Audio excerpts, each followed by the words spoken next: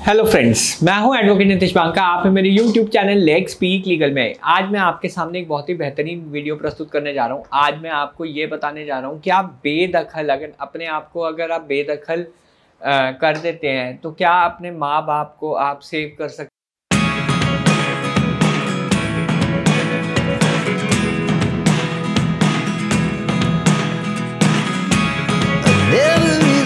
False 498 case में या domestic violence case में। क्या इसका जो है कई बार हम देखते हैं कि इश्तिहार निकाल देते हैं कि हमने अपने बेटे को बेदखल कर दिया है, उसका हमारे से कोई लेना देना नहीं है। तो ऐसे करके इश्तिहार आ जाते हैं और कई लीगल एडवाइज़र भी आपको एडवाइस करते होंगे कि बेदखल कर दीजिए अपने बेटे को अगर आपको झूठे 498 डोमेस्टिक वायलेंस केस से बचना है। अब देखिए, बेदखली का जो कॉन्सेप्ट है ये पता नहीं कहाँ से आया है और ये क्यों एडवाइस किया जाता है। मुझे तो इसका कोई फ़ायदा बिल्कुल भी लगता नहीं है। जब भी आपको बेदखल कर दिया जाता है तो इससे क्या होगा, इससे ये होगा कि इस दिनांक के बाद जो है बेदखल किया गया है आपको, उससे पहले के जो इंसिडेंट अगर वाइफ ने एलेज किए हैं कंप्लेंट में, उसका क्या होगा।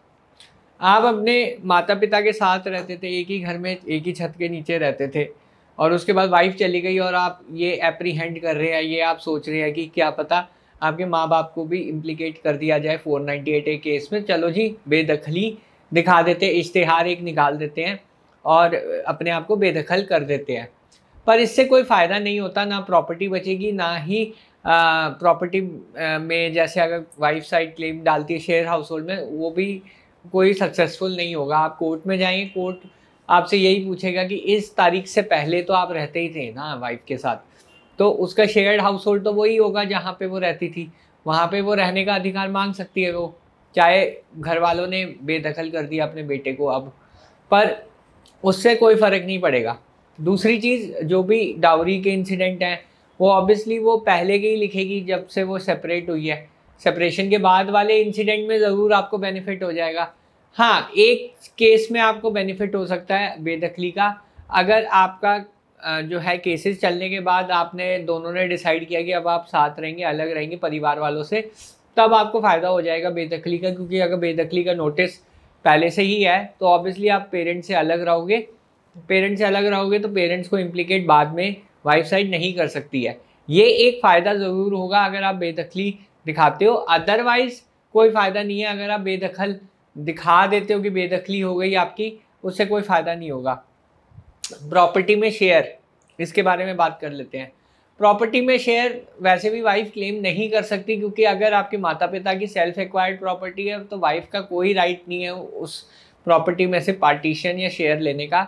ओनली डोमेस्टिक वायलेंस के पर्पज से उसका शेयर्ड हाउस होल्ड में रहने का अधिकार है।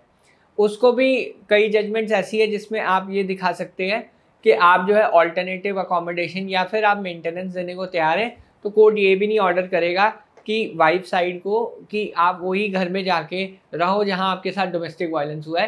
कोर्ट हमेशा जो है ऑल्टरनेटिव अकोमोडेशन अवॉर्ड करता है ऐसे केसेस में। तो इस चीज़ का आप रखिए ख्याल कि अगर बेदखली आप दिखाते हैं तो उसका कोई फ़ायदा नहीं होता, लीगली उसका कोई फ़ायदा नहीं है। उल्टा ये एक आफ्टर थॉट ही लगेगा कि आपने सही में कुछ किया होगा, इसलिए आप बेदखली दिखा रहे हो ताकि माता पिता आपके बच जाए। वो आप बिल्कुल जो है मत दिखाइए। मेरिट्स पे लड़िए, मेरिट्स पे आप 498 की क्वेश्चन, रिलेटिव्स की क्वेश्चन, पेरेंट्स की क्वेश्चन करा सकते हैं, डोमेस्टिक वायलेंस में भी करा सकते हैं।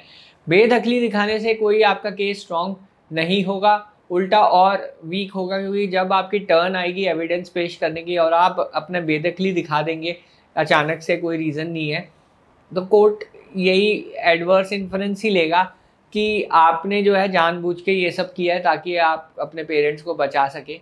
तो ये चीज़ आप बिल्कुल भी मत कीजिए, कोई फ़ायदा नहीं है बेदखल दिखाने का। एक सिनेरियो जो मैंने आपको एक्सप्लेन किया था, उसी सिनेरियो में आपको फ़ायदा होगा अगर आप अपने आप को बेदखल कर देते हैं और बेदखली अपनी पूरी दिखाते हैं, इश्तिहार निकालते हैं, बहुत सारी चीज़ें आप करते हैं। अदरवाइज़ कोई फ़ायदा नहीं है बेदखली दिखाने का। बहरहाल, वीडियो देखने के लिए बहुत बहुत धन्यवाद। अगर आपको ये वीडियो पसंद आई है तो प्लीज़ मेरे चैनल को सब्सक्राइब कीजिए, वीडियो को लाइक कीजिए। धन्यवाद, थैंक यू।